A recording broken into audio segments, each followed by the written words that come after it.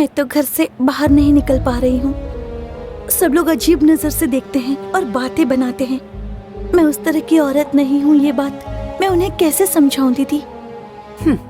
उनको समझाना बहुत ही मुश्किल है मालती, लेकिन अब से तुम जैसा जीवन जियोगी उसी से वो समझ जाएंगे। परमेश्वर में अपने आप को आप आनंदित रखिए, मगन रहिए, सिर्फ प्रभु को ही खोजिए, उनकी सेवा करें। परमेश्वर पर आपका जितना प्रेम है उसे अपने दिल से कभी भी कम ना होने दें।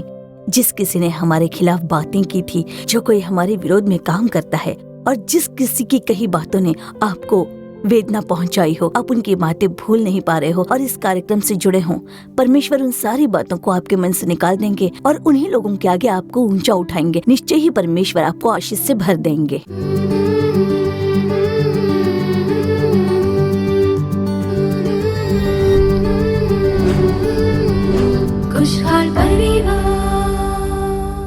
प्यारे दर्शकों को प्रेम भरा अभिवादन। आपके दुख दूर होने, आपके आंसू पोछे जाने के लिए, आपकी जरूरतें पूरी होने के लिए रोजाना भाई मोहन सी लाजरस और प्रभु के दूसरे दास आपके लिए लगातार प्रार्थना कर रहे हैं।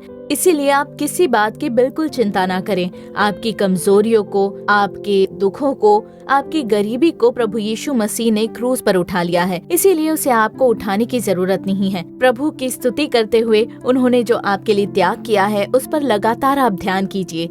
आज के इस दिन जो हुआ उसे भूल जा, इस शीर्षक पर ही हम कार्यक्रम देखने वाले हैं। आज कई सारे लोग अपने पापों को याद करते हुए अपराध बोध में पड़े हुए जूझ रहे हैं और अपने आत्मिक जीवन में बहुत गड़बड़ी में हैं, पर फिर भी वो परमेश्वर के असीम प्यार को बिल्कुल भूल जाते हैं। इंसान हमेशा हमारी गलतियों को याद दिलाकर हमें कोसते रहते हैं। जो शैतान है वो हम में अपराध बोध लेकर आते हैं और हमारे आत्मिक जीवन को बर्बाद कर देते हैं। लेकिन हमारे प्यारे परमेश्वर यीशु मसीह हमें पूरी तरह क्षमा करके हमारे पापों को हमारे पीठ के पीछे और समंदर की गहराइयों में दफना देने वाले परमेश्वर हैं। इसीलिए तो प्रेरित पौलुस ये कहते हैं कि जिसे प्रभु ने चुन लिया है उस पर इल्जाम कौन लगा सकता है? परमेश्वर ने ही उन्हें धर्मी ठहराया है। इसीलिए किसी बात की भी चिंता मत कीजिए। मैं परमेश्वर का बच्चा हूँ, ये कहते हुए प्रार्थना करते रहिए। अपराध बोध कराने वाला शैतान आपको छोड़कर भाग जाएगा। पर सबसे पहले देखते हैं ज्योति बहन कार्यक्रम। आइए चलिए। खुशहाल परिवार।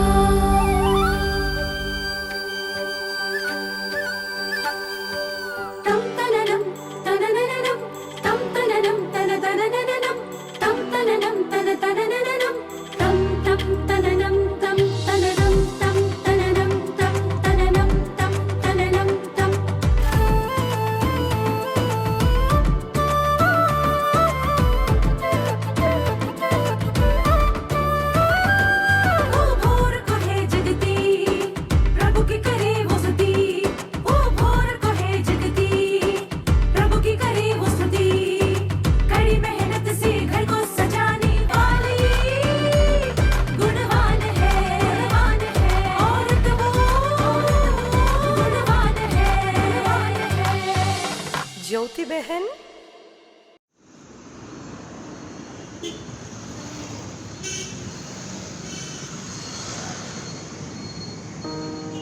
अरे मालती, कैसी हो तुम? ठीक हूँ दीदी। हाँ, तुम तो ठीक रहोगी ही। मेरा मतलब है अच्छा ऑफिस है, अच्छी आमदनी है, तो फिर तो ठीक रहोगी ना? वही कह रही थी। अच्छा, तुम्हारे बारे में लोग काफी बातें कर रहे हैं, क्या वो सब सच है? क्यों, क्या हुआ? जवाब देने के लिए शब्द नहीं मिल रहे?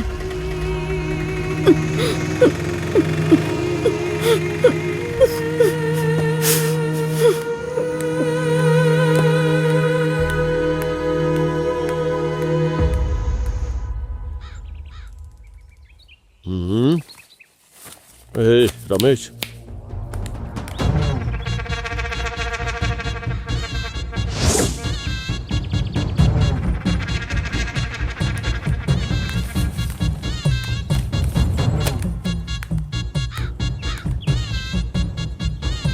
भाई साहब, अब क्या बहाना बनाएगा? हाँ, लिए हुए पैसे लौटाने की नीयत नहीं लगती तेरी? तेरे कॉलेज के पढ़ाई के खर्च के लिए तेरे माँ ने मुझसे कर्जा लिया था। जब पैसे लौटाने का समय आया तो तूने क्या कहा था? पढ़ लिख कर काम पर जाऊंगा और पैसे लौटा दूंगा। लौटा दूंगा भाई साहब। तेरी तो पढ़ाई पूरी हो गई, पर कामकाज करने की तेरी नीयत नहीं लगती। इसी तरह गांव घूमते रहना बस। और मैं इस इंतजार में बैठा हूं कि मेरे पैसे मिल जाएंगे। मुझे क्या बेवकूफ समझ कर रखा है तूने? लेकिन वो तो कह रहा है ना कि नौकरी मिल जाए तो लौटा देगा। कब मिलेगी नौकरी? कंपनी वाले इसे बुलाने आएंगे क्या कि हमारी कंपनी में आ जाइए, हमारी कंपनी में आ जाइए? मिली हुई नौकरी तो ढंग से करता नहीं और नई नौकरी ढूंढने के बजाय सिर्फ गांव भर घूमता रहता है। आपको बस पैसे चाहिए ना, फालतू की बातें मत कीजिए। अरे गुस्सा आता है तुझे तो तू पैसे लौटा ना। नहीं है ना पैसे तो इतनी अकड़ दिखाने की जुर्रत मत कर। हे रमेश, तुझ में शर्म हया जैसी कोई चीज है कि नहीं? बस 1 महीने की मोहलत देता हूं, उससे पहले सूद समेत मेरे पैसे लौटा देना, नहीं तो चलो निकलो यहां से। चल सुरेश।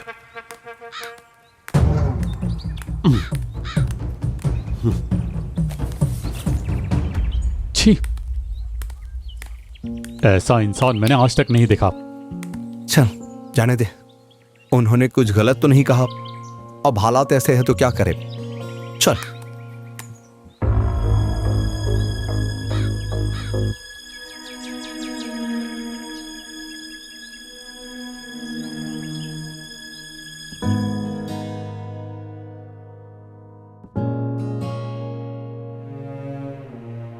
क्या अभी भी तुम उस मैनेजर से मिलती हो? तुम्हारे बारे में जो बातें हो रही है वो सुनकर तो मुझे ही शर्म आने लगी।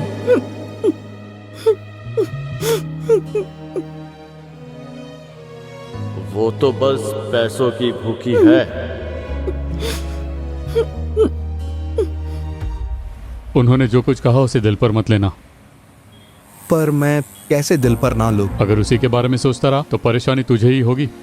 तो आखिर करूं क्या?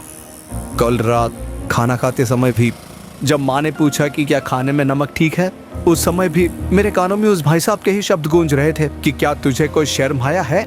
और मैं खाना भी नहीं खा पाया। देख, तू ज्यादा परेशान मत हो, जल्दी नौकरी मिल जाएगी तुझे। देखते हैं। इतना समय तो निकल गया पर नौकरी का अता पता नहीं है।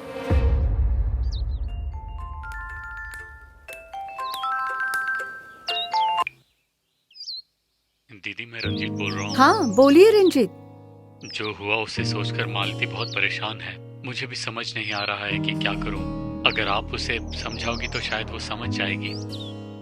क्या मालती आज ऑफिस नहीं गई? वो नहीं गई, मन ठीक नहीं है कहकर उसने छुट्टी ले ली है। अगर आप जाकर।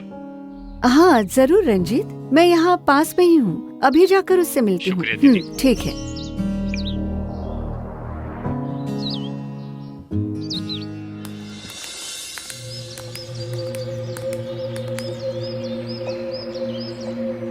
क्या बात है रमेश, बहुत उखड़े उखड़े लग रहे हो। कोई बात नहीं दीदी। बात है दीदी।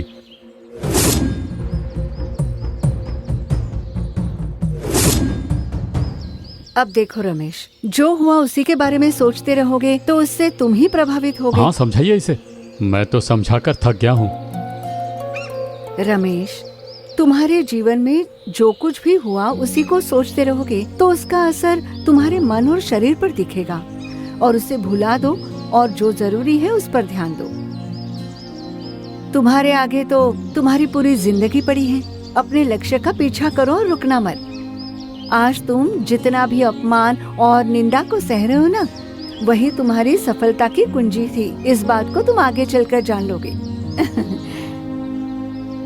अच्छा, मैं चलती हूँ। ठीक है दीदी।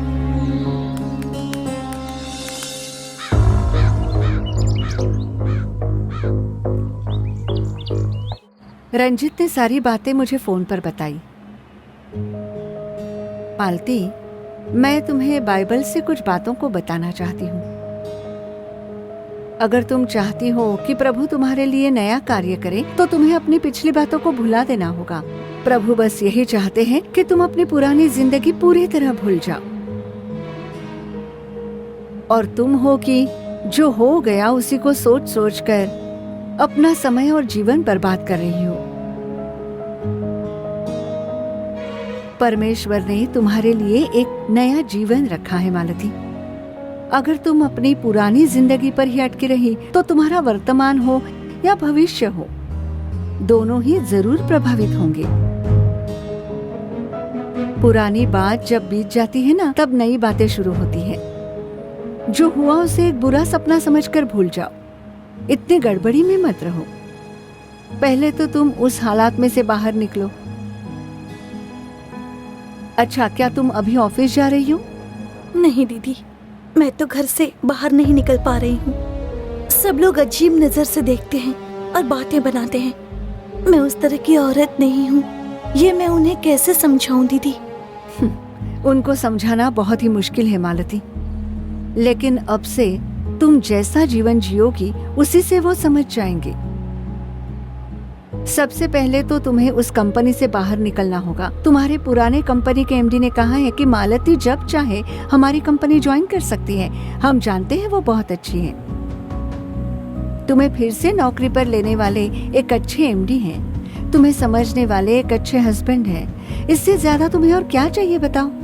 जो हुआ उसे भूल जाओ और फिर से तुम जाकर अपनी पुरानी कंपनी ज्वाइन कर लेना। जिंदगी की एक नए सिरे से शुरुआत करो। ठीक है दीदी। मैं फिर से यही कहूंगी कि जो हुआ उसे याद करके उदास मत रहो। आगे क्या करना है उसके बारे में सोचना। देखना सब बदल जाएगा। खुशहाल परिवार। तो दर्शकों, क्या आपने ज्योति बहन कार्यक्रम देखा? पति की बातें ना मानकर दूसरी नौकरी पर जाने की वजह से उन्हें कितनी समस्याओं का सामना करना पड़ा। बुरी नजर रखने वाले उस मैनेजर की वजह से आसपास के लोगों ने गलत बोलना शुरू कर दिया और उसकी वजह से अपराध बोध आ गया। ये तो अच्छा हुआ कि परमेश्वर के वचनों पर चलने वाले पति के कारण वो बच गयी। अगर ठीक इसी स्त्री के समान कोई आपके परिवार में भी हो तो ऐसी स्थिति बदलने के लिए प्रभु का संदेश देकर प्रार्थना करने के लिए बहन चल्ला रानी अप्पादुरई तैयार हैं। प्रार्थना के साथ आप संदेश सुनिए और परमेश्वर से आशीष प्राप्त कर लीजिए।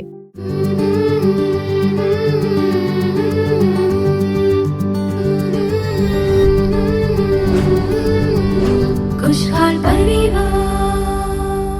परमेश्वर के नाम की महिमा हो। आज के इस दिन इस खुशहाल परिवार कार्यक्रम के द्वारा आपसे मिलकर और इस कार्यक्रम में परमेश्वर के वचनों का ध्यान करके प्रार्थना करने के लिए जो सुनहरा मौका दिया है प्रभु ने, उसके लिए मैं दिल की गहराई से प्रभु की स्तुति करती हूँ। प्रियजनों, पिछले हफ्ते जब मैं सेवकाई के लिए प्रार्थना पर्वत गई थी, तब संदेश के बाद जब आशीष के लिए प्रार्थना करवाने के लिए लोग आ रहे थे, उस समय उनके लिए मैं प्रार्थना कर रही थी और कुछ बहनों ने मुझसे एक बात कही कि ये जो खुशहाल परिवार कार्यक्रम है उसके द्वारा हमारे परिवार में एक बहुत ही बड़ा परिवर्तन आया है। इसके द्वारा एक शांति मिली है, एक धीरज मिला है। इसके द्वारा हमारे परिवारों में बहुत समाधान है। कुछ बहनों ने इस कार्यक्रम को लेकर बहुत ही खुशी जताई है। तो आज भी इस खुशहाल परिवार कार्यक्रम के द्वारा परमेश्वर निश्चय ही आपको और आपके परिवार में खुशियां भर देंगे। परमेश्वर का वचन आपको शांति प्रदान करेगा। प्रभु आपको धैर्य देंगे। प्रभु आपको बल प्रदान करेंगे। परमेश्वर का आशीष आपके परिवार में भर जाएगा। तो देखिए, अपने सेवकाई में मैंने लोगों को सुना है जो कहते हैं कि मैंने अपने जीवन में क्या कुछ नहीं सहा है उसे हम भूल नहीं सकते। इसलिए कभी भी हमारे मन में, हमारे प्राणों में एक दुख, एक डर, एक उदासी रहती है। हम चैन से नहीं रह पाते हैं, हम शांति से नहीं रह पाते, क्योंकि हमारे जीवन में हमने ऐसे हालात देखे हैं जिसमें हमारे बारे में ऐसी ऐसी बातें कही गई हैं जिसे सुनकर हमारा दिल पूरी तरह टूट चुका है, ऐसे लोगों ने कहा। अब उनमें से कुछ बहनें हैं जो ये कहती हैं कि मैंने प्रभु के विरोध में पाप किया है। कोई भाई साहब कहते थे कि मैंने प्रभु के विरुद्ध पाप किया है। मैंने एक पाप भरा जीवन जिया और फिर एक दिन मैंने परमेश्वर की उपस्थिति में अपने सारे पापों को कबूल किया। प्रभु से मैंने प्रार्थना की कि प्रभु मेरे सारे पापों को क्षमा कीजिए, मुझे आप अपना बच्चा बना लीजिए, ऐसी प्रार्थना की। लेकिन फिर भी वो जो पुराने पाप हैं वो लगातार मेरा पीछा कर रहे हैं, वो पीछा छोड़ ही नहीं रहे हैं। हम उसे भूल नहीं पा रहे हैं। अगर आज हम मरते हैं तो स्वर्ग राज्य में प्रवेश मिलेगा या नहीं, ऐसा शक लगातार मन में रहता है। मेरे पाप क्षमा हुए हैं या नहीं, इस संदेह के चलते मेरे मन में जो पुराने पापों को लेकर विचार हैं कि हमने ऐसा किया था, परमेश्वर के विरुद्ध हमने ऐसा किया, उसके बारे में हर वक्त मेरे मन में अपराध बोध बना रहता है और लगातार मेरे मन में वो ख्याल बने रहते हैं। मन में बिल्कुल भी शांति या समाधान नहीं है। ऐसा कहने वाले लोग हैं। तो प्रियजनों, एक बात जान लीजिए, हम जिसकी आराधना करते हैं वो क्षमाशील प्रभु हैं, क्षमा करने वाले परमेश्वर, वो दयापूर्ण प्रभु हैं। उनकी उपस्थिति में अपने पाप कबूल कीजिए। प्रभु मेरे सारे पापों को क्षमा कीजिए, ऐसा कहकर आप जब अपनी मन की गहराई से अपने पापों को कबूल करके, अपने पापों को मानकर प्रभु की उपस्थिति में आंसुओं के साथ अर्पण करोगे, तो वो पापियों से स्नेह रखने वाले प्रभु ही नहीं, वो पापों को माफ करने वाले प्रभु भी हैं। तो जिस दिन आप प्रभु के आगे अपने पापों को कबूल कर लेते हो, उसी दिन परमेश्वर ने आपके सभी पापों को कृपा के साथ क्षमा कर दिया है। प्रभु ने अपने उद्धार की खुशियों से आपको पूर्ण रूप से भरा है। उस निश्चय में आप प्रवेश कीजिए। अगर आप पुरानी बातें भूल नहीं पा रहे, मैंने प्रभु के आगे अपने पापों को तो मान लिया था, पर फिर भी मन में ये निश्चय नहीं है कि क्या मेरे सारे पाप क्षमा हुए हैं या नहीं। ऐसे संदेह की वजह से मेरे मन में बिल्कुल भी शांति नहीं थी। तो आज प्रियजनों, प्रभु की उपस्थिति में अपने पापों को मान लीजिए। कहिए, प्रभु आपने मेरे पापों को क्षमा किया, उसके लिए धन्यवाद। ऐसा धन्यवाद कीजिए। प्रभु आप क्षमा करने वाले प्रभु हो। आपकी उपस्थिति में मैंने आंसुओं के साथ प्रार्थना की है, अपने पापों को कबूल किया है, तो कृपा के साथ कलवरी में बहे आपके लहू द्वारा मेरे पापों को क्षमा कर दिया है। उसके लिए आपका धन्यवाद प्रभु। आपने मुझे अपना बच्चा बना लिया है, उसके लिए धन्यवाद प्रभु। धन्यवाद प्रभु। आपने पापों को क्षमा किया है, उसके लिए आपकी स्तुति हो। पाप की क्षमा का निश्चय देने के लिए आपकी स्तुति हो प्रभु। प्रभु आपने मुझे अपना बच्चा बना लिया, उसके लिए आपका धन्यवाद प्रभु। इस तरह आप जैसे जैसे स्तुति करने लगोगे तो निश्चय ही उस पाप को प्रभु क्षमा कर देंगे। उद्धार की खुशी से परमेश्वर आपको भर देंगे। मन में जो भी गड़बड़ी है, जो भी संदेह है, पुराने पापों को लेकर जो ख्यालात हैं, परमेश्वर उन्हें बदल देंगे। स्तुति से आपकी कृपा और बढ़ती जाएगी और कृपालु परमेश्वर आपको पूर्ण रूप से अपनी कृपा से भर देंगे। देखिए, पवित्र शास्त्र में भी यूसुफ के बारे में हम लोग देखते हैं। यूसुफ के विरोध में उसके भाई ईर्ष्या और नफरत से भरकर उसे खत्म करने की योजना बना रहे थे। तो देखिए, यूसुफ ने अपने सपनों के बारे में बताया तो उन्हें और भी गुस्सा आता है। उनके पिता जो यूसुफ से बहुत प्यार करते थे और उसे एक खास बैंगनी कपड़े सिलाकर देने की वजह से भी गुस्सा था। इसके चलते उनके भाई उन पर बहुत ही ईर्ष्या रखते थे।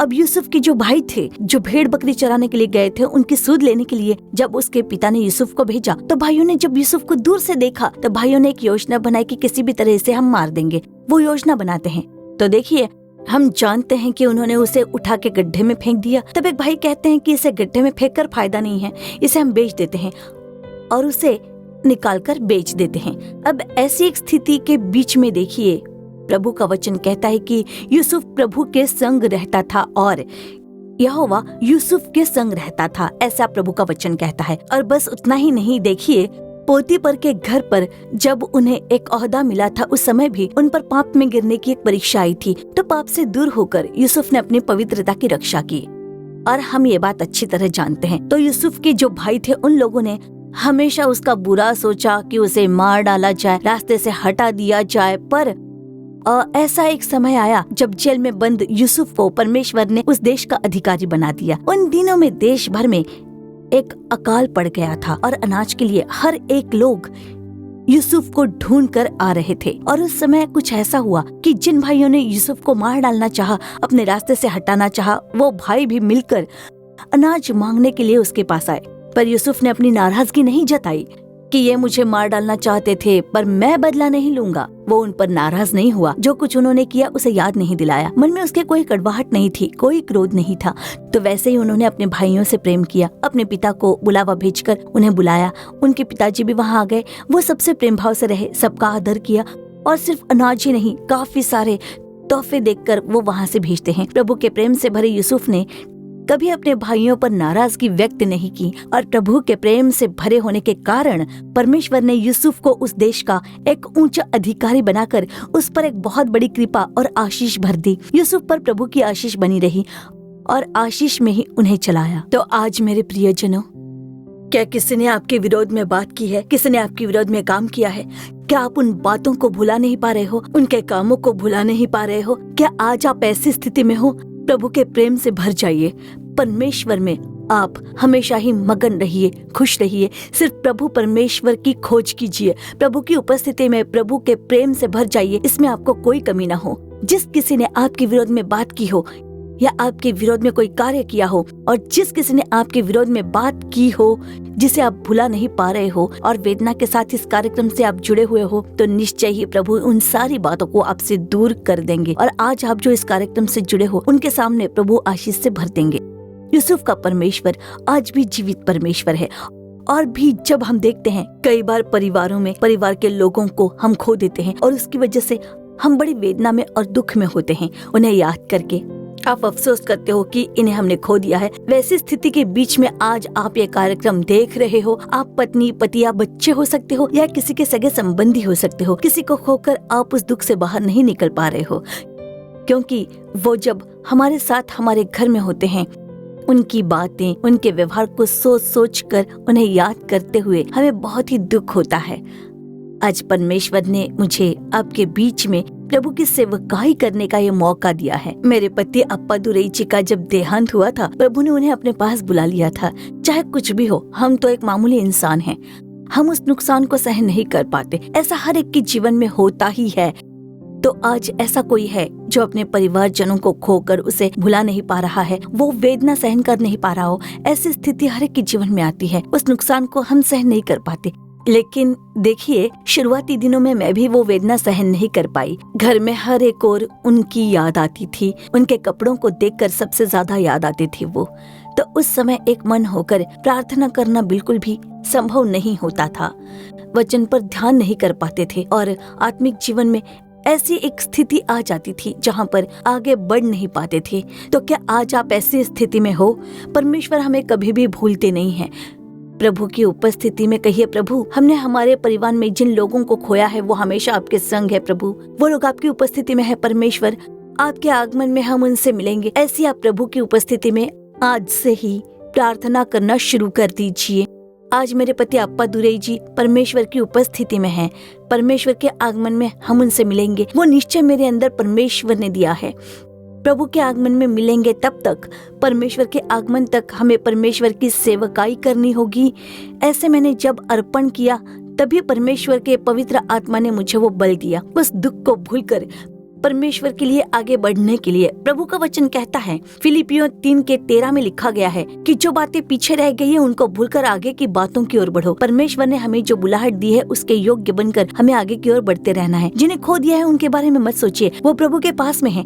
राजाओं के राजा प्रभु यीशु मसीह की उपस्थिति में है। वो प्रभु के संग गाने वाले हैं और हम उनसे मिलने वाले हैं। लेकिन तब तक परमेश्वर की उपस्थिति में हमें जो बुलाहट मिली है, हमें उसके योग्य रहना है। परमेश्वर हम उनसे मिलेंगे जिन्हें हमारे परिवार में हमने खो दिया है। आपके आगमन में हम उनसे मिलेंगे।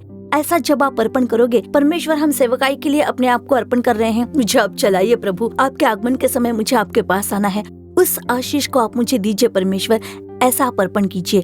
हमारा काम है अर्पण करना और कार्य करना है परमेश्वर के हाथों में। तो आज भी पुरानी बीती बातों को आप सोचकर दुखी मत होइए। प्रभु का वचन कहता है, पुरानी बातें भूल जाइए, अपने बारे में भला बुरा सब भूल जाइए, स्तुति कीजिए। प्रभु की उपस्थिति में गड़बड़ ना हो। शत्रु को आशीष देकर प्रार्थना करें। परमेश्वर, आपने हमारे जीवन में जो भलाइयाँ की है उसके लिए धन्यवाद हो। आपकी स्तुति हो परमेश्वर। हमने अपने परिवार के लोगों को खो दिया है, फिर भी आपकी जो दुगनी कृपा है वो हम पर थी, उसके लिए धन्यवाद हो। ऐसे आप स्तुति कीजिए। आपको हर एक पुरानी बातों को भूलना है और नई बातों की ओर आगे बढ़ते रहना है। प्रभु ने जो आशीष आपके लिए रखे हैं उसे प्राप्त करने के लिए, परमेश्वर के नाम की महिमा के लिए आपको ही कार्य करते रहना है। परमेश्वर कृपा करेंगे, आशीष देंगे। कई लोगों के लिए आशीष बने रहोगे। वैसी आशीष प्रदान करने के लिए हम जहाँ कहीं पर भी हैं, आंखें बंद करके प्रार्थना करेंगे। स्तुति करते हैं राजा, हम आपको धन्यवाद देते हैं। दिल की गहराई से आपका धन्यवाद करते हैं आज के इस दिन के लिए। परमेश्वर, हमारे जीवन में जो पुरानी बातें हुई थी वो सभी को भूलकर हमें बस आगे की ओर दौड़ते रहने के लिए आप कृपा कीजिए परमेश्वर। और वैसा करने के लिए आपका धन्यवाद। Thank you Lord. आपकी स्तुति हो। पुरानी बातों को जो भूल जा, उस वचन के अनुसार परमेश्वर आपने हमारी आंखों के आगे जो भलाइयाँ रखी हैं, जो आशीष रखे हैं, उसे प्राप्त करने के लिए इस समय मेरे साथ मिलकर प्रार्थना करने वाले हर एक को आप एक नया बल प्रदान कीजिए। हे पवित्र आत्मा, इस समय इस कार्यक्रम को देखने वाले जो कोई भी दूसरों की बातों से घायल हुआ है, उन दुखी करने वाले, उन घायल करने वाले बातों को ये लोग भूल जाए और पवित्र आत्मा सिर्फ आपकी स्तुति करने के लिए और आपको धन्यवाद करने के लिए ही प्रभु आपके प्रेम से भर जाने के लिए प्रभु परमेश्वर हर एक पर कृपा कीजिए। प्रभु इस समय जो प्रार्थना कर रहे हैं परमेश्वर, पुरानी बातों को याद करते हुए दुखी ना हो और हर एक को दुखी करने वाली दुष्ट आत्माएं और वेदना पहुंचाने वाली स्थिति बदल जाए। यीशु के नाम में अपने सामर्थ्य से हर एक को भर दीजिए परमेश्वर। प्रभु का अभिषेक हर एक को भर रहा है, उसके लिए आपका धन्यवाद हो परमेश्वर। ना तो बल से और ना तो शक्ति से, परंतु मेरे आत्मा के द्वारा होगा, ऐसा आपने कहा है। परमेश्वर आप सहायता कीजिए कि ये सारी पुरानी बातों को भूल जाएं और सिर्फ आपके नाम की महिमा के लिए कार्य करें। हर एक को बल दीजिए प्रभु। आपने जो दुगने आशीष को रखा है, जो दुगनी भलाइयाँ रखी है, उससे हर एक को भर दीजिए परमेश्वर। उन्हें नया जोश दीजिए प्रभु। आपने हमारी प्रार्थना सुन ली, उसके लिए धन्यवाद। आपने हमारा अर्पण स्वीकार किया, उसके लिए आपका धन्यवाद हो परमेश्वर। इस प्रार्थना के समय हर एक लोग आपके नाम की महिमा के लिए, आपकी सेवकाई के लिए एक नया अभिषेक दीजिए, ऐसी मांग कर रहे हैं। ऐसी प्रार्थना करने वाले हर एक को प्रभु, अर्पण करने वाले हर एक को परमेश्वर आप चुनकर उनका उपयोग करने जा रहे हैं, उसके लिए धन्यवाद। आपके नाम की महिमा होने जा रही है, उसके लिए आपका धन्यवाद। आपके सामर्थ्यशाली हाथों में इन्हें अर्पण करती हूँ, सिर्फ आपके नाम की ही महिमा हो। यीशु के नाम में प्रार्थना सुन लीजिए हमारे अच्छे पिता, आमीन। तो प्रियजनों, परमेश्वर ने हमारी प्रार्थना सुन ली है। हमारा काम है अर्पण करना और कृपा करना प्रभु के हाथों में है। प्रभु के हाथों में अपने आप को अर्पण किया है, तो अब सिर्फ आगे की ओर देखकर दौड़े। परमेश्वर की उस महान बुलावट के लिए मैं एक योग्य पात्र बनूं, उसके लिए मैं अर्पण करता हूँ, ऐसी आपने प्रार्थना की है। तो प्रभु आपको अपने नाम की महिमा के लिए आपका उपयोग करेंगे। प्रभु आपको आशीष से भर देंगे और दूसरों के लिए भी आपको आशीष बनाएंगे। परमेश्वर के नाम की महिमा हो, आमीन। तो प्रियजनों, हमारी आशा है कि आज का ये कार्यक्रम आपके लिए बहुत ही आशीष रहा होगा। आपने जो भलाइयाँ और आशीष पाए हैं उसके बारे में हमें बताना भूलना मत। हर रोज नालूमावड़ी के परमेश्वर के तंबू में अलग अलग बिंदुओं पर प्रार्थना सभा का आयोजन होता है। उन प्रार्थनाओं में सहभागी होकर आप प्रभु का आशीष पा लीजिए। अगर आपका अपना कोई कारोबार है तो उसके लिए भी नियमित रूप से परमेश्वर के तंबू में प्रार्थना सभा आयोजित होती है, उसमें भाग लीजिए। आपको परमेश्वर का संदेश देकर आपके आशीषों के लिए प्रार्थना करने के लिए भाई मोहन सिंह लाजरस तैयार हैं। अपने परिवार समेत इन प्रार्थनाओं में भाग लीजिए। और उतना ही नहीं, हमारे यीशु छुड़ाता है सेवकाई के सोशल मीडिया कार्यक्रमों से जुड़िए। विशेष रूप से आओ प्रार्थना करें और अद्भुत पर्व कार्यक्रम देखकर प्रभु का आशीष प्राप्त करें। फिर अगले कार्यक्रम में आपसे दोबारा मुलाकात होगी। तब तक प्रभु की महान कृपा आपके संग बनी रहे।